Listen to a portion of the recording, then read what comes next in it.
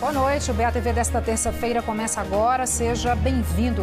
A Justiça determinou que a FUNAI e a União deem início à demarcação da terra indígena do Cachimbo, comunidade Serra do Couro Dantas, em Ribeirão do Largo. A decisão foi a partir de uma ação movida pelo Ministério Público Federal. David Fortunato tem outras informações. Boa noite, Dani. Boa noite para você que acompanha o nosso BATV. Exatamente, a Justiça Federal determinou que a União e a Fundação Nacional do Índio, a FUNAI, iniciem imediatamente a primeira fase de demarcação de terras indígenas na região do Cachimbo, que fica próximo à Serra de Couro Dantas, em Ribeirão do Largo, aqui no sudoeste da Bahia. Dani, esse procedimento estava paralisado desde 2017 e tudo foi anunciado hoje pelo Ministério Público Federal. Além disso, a primeira demarcação deve ser realizada até os próximos 9 meses e, a partir daí, a FUNAI tem mais 24 meses para concluir todo esse processo. Nos documentos que foram divulgados na ação civil pública, eles informam que a situação entre povos indígenas e fazendeiros nessa região de Couro Dantas é de tensão e também conflito por causa dessas terras. E a partir daí a FUNAI precisa concluir esse processo de demarcação de terras nos próximos 9 meses e a partir daí nos próximos 24 para concluir todo esse processo. Por enquanto é isso, David Fortunato para o BATV. E uma pesquisa realizada pela UESB em parceria com a Embrapa e as Universidades Federal de Minas Gerais e Wisconsin, nos Estados Unidos, descobriu novos métodos de como identificar o período reprodutivo da vaca. O resultado dessa pesquisa pode promover ganhos econômicos significativos para os criadores de gado de leite. O leite que logo mais vai estar em sua mesa sai bem cedinho daqui da fazenda. Logo nas primeiras horas do dia começa a ordenha. Mas para que a vaca possa produzir leite, o caminho é longo e tudo começa com a observação. Isso mesmo, tem que ficar com os olhos atentos. É preciso descobrir se tem ou não algum animal entrando no período fértil. Por isso, 2 vezes por dia, alguém tem que fazer isso. Ir até o pasto e ficar atento aos sinais. O período reprodutivo ele é de extrema importância dentro de uma propriedade leiteira, porque a vaca ela só produz leite se ela pare. Então, o quanto antes a gente conseguir identificar esse momento reprodutivo da vaca, mais cedo a gente consegue inseminar esse animal e, consequentemente, mais rápido ela vai conseguir dar esse retorno econômico através da produção de leite para o produtor. A monta do animal é um dos principais sinais de que a vaca está no cio, mas não é o único. Características de aumento de atividade, a vaca ela fica mais inquieta em busca do parceiro para a reprodução. A monta é a principal característica, um muco cristalino que é emitido na vagina é um indicativo para poder identificar que aqueles animais estão em cio e todos são realizados de forma visual por um observador. O tempo de gestação de uma vaca é de 9 meses e ela consegue produzir leite por até 10 meses. A partir daí o produtor tem que ficar atento, observar quando o animal entra no cio.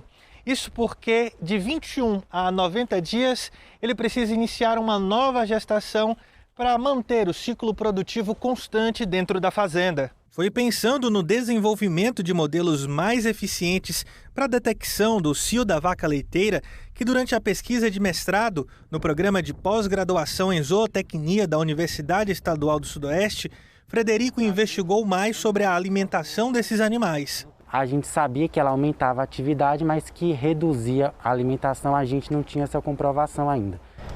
E aí foi aí que entrou a sua pesquisa? Sim, a gente descobriu, então, a gente provou que através do aumento da atividade ela reduz a ida ao coxo e, consequentemente, reduz também o consumo de alimento. O estudo foi realizado por meio de uma parceria entre a UESB, a Embrapa Gado de Leite, a Universidade de Wisconsin, nos Estados Unidos, e a Universidade Federal de Minas Gerais. O processo de parceria com a Universidade Estadual do Sudoeste da Bahia, a Universidade Federal de Minas Gerais e a Universidade de Wisconsin, nos Estados Unidos, foi fundamental, porque a gente precisou que tivesse uma equipe multidisciplinar, tanto a campo, para a gente gerar esse banco de dados, para ter profissionais preparados para realmente avaliar, observadores treinados, se o animal estava ou não em cio, e os nutricionistas vendo a alteração de comportamento desses animais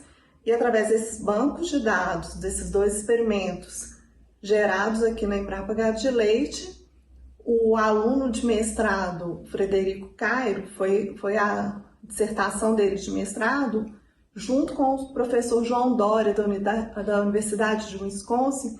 A gente fez, com esse banco de dados, toda essa parte de modelos computacionais de aprendizado de máquina, e com isso foi possível a gente desenvolver esses modelos. O sistema ajuda a perceber, até com antecedência, a mudança de comportamento do animal, o que ajuda a identificar o cio. Além de ter essa acurácia na avaliação dos animais que estão em cio com essas ferramentas associadas à pecuária de precisão, a sensores, também foi possível, 6 horas antes, o sistema já consegue perceber mudança no comportamento antes dos animais manifestarem cios. Para o observador treinado, os equipamentos, a inteligência de máquina já consegue predizer que os animais vão entrar em cio. Isso é muito interessante porque nos facilita na tomada de decisão, no processo de qual animal a gente vai separar, que horas vai inseminar, qual vai ser o funcionário, e isso facilita dentro do sistema como um todo. Pequenas propriedades, observar o gado para saber quando ele está no cio é um pouco mais fácil. Já para essas grandes propriedades é um trabalho muito grande. Aí entra a sua pesquisa para ajudar essas propriedades na produção. Sim, com certeza. Fazendas de grande quantidade de animais, essa observação visual ela se torna mais dificultosa. Uma porque a quantidade de animais e a observação durante o dia ia ter que ter uma pessoa específica para poder estar observando esses animais em 2 momentos do dia, pelo menos, para poder captar esses animais. Então, se a gente aumenta o volume de animais, a gente acaba reduzindo a acurácia de detecção desse cio e a gente pode abaixar os índices reprodutivos dentro da fazenda. O retorno financeiro da vaca de leite é a produção de leite. Então, para ela parir, ela precisa estar inseminada, ela precisa estar parindo. Então, o quanto menos a gente conseguir perder esse momento do cio, mais vai ser o retorno econômico através da produção de leite desses animais.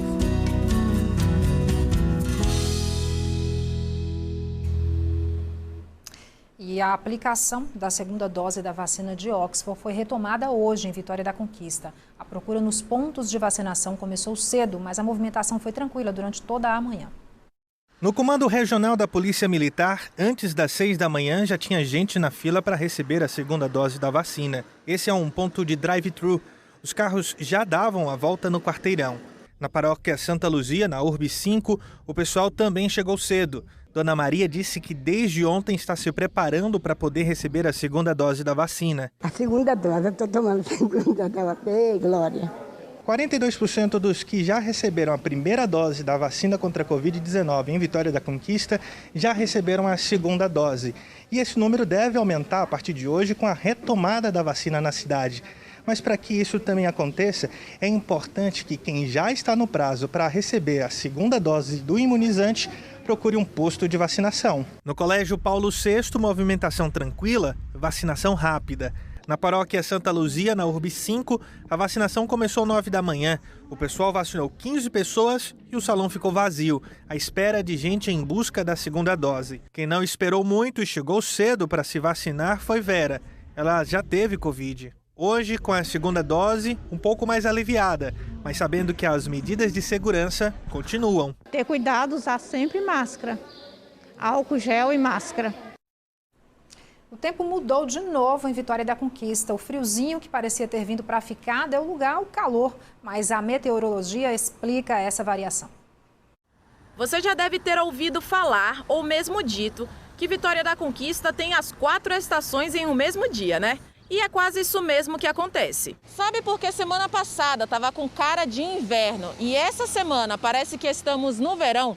A estação meteorológica da UESB explica o seguinte: uma massa de ar polar estava vindo para a nossa região para dar continuidade no friozinho que vinha fazendo aqui.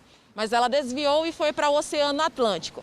E aí uma grande massa de ar quente vinda do centro do país chegou por aqui e trouxe calor para os nossos dias. Mas olha, não precisa guardar as roupas de frio de novo não, viu? Porque ainda segundo a estação, deve esfriar nos próximos dias. Esse calor é justamente provocado por uma massa de ar quente, né, que está estacionada na nossa área, mas logo logo ela vai perder esse espaço, porque as massas de ar fria polares, elas estão vindo realmente nessa direção, e como nós estamos na rota dessas massas de ar fria, então elas vêm sim, então elas, principalmente agora no final de maio e junho e julho, vai ser o período mais frio. Outro fator muito comum aqui no município é a amplitude térmica. A diferença entre a temperatura mínima e a máxima dentro de um mesmo dia. Nesse mês de maio, essa amplitude chegou a 20 graus. O clima daqui é o clima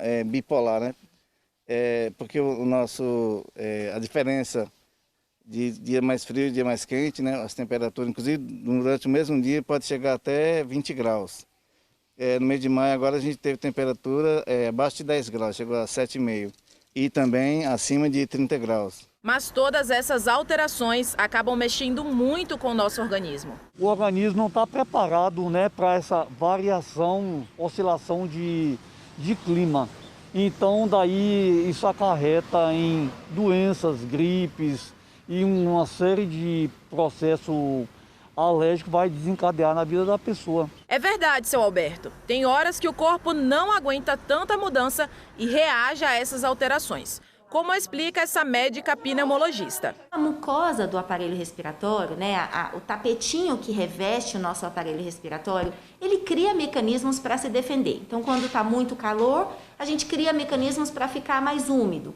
E quando está muito seco ou quando está muito frio, a gente cria mecanismos para ficar mais aquecido.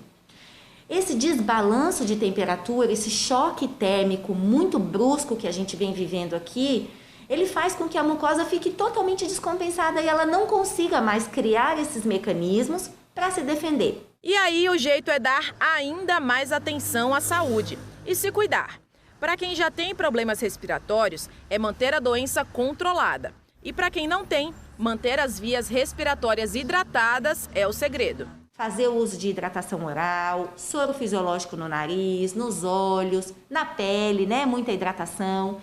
E, além disso, não se expor a provocantes, por exemplo, fumaças, né, irritativos, cheiros, coisas que vão provocar ainda mais a mucosa que já está tentando se sobressair no meio de uma mudança climática tão brusca.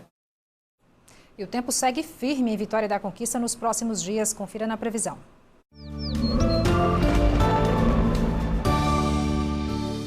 O sol volta a brilhar nesta quarta-feira, sem previsão de chuva em Vitória da Conquista. A temperatura varia entre os 16 e os 29 graus. O tempo segue firme na quinta-feira, sem possibilidade de chuva na cidade. A temperatura mínima fica em 17 graus e a máxima pode chegar aos 29. Sexta-feira de sol e nada de chuva em Vitória da Conquista. Oscilação térmica entre 17 e 29 graus.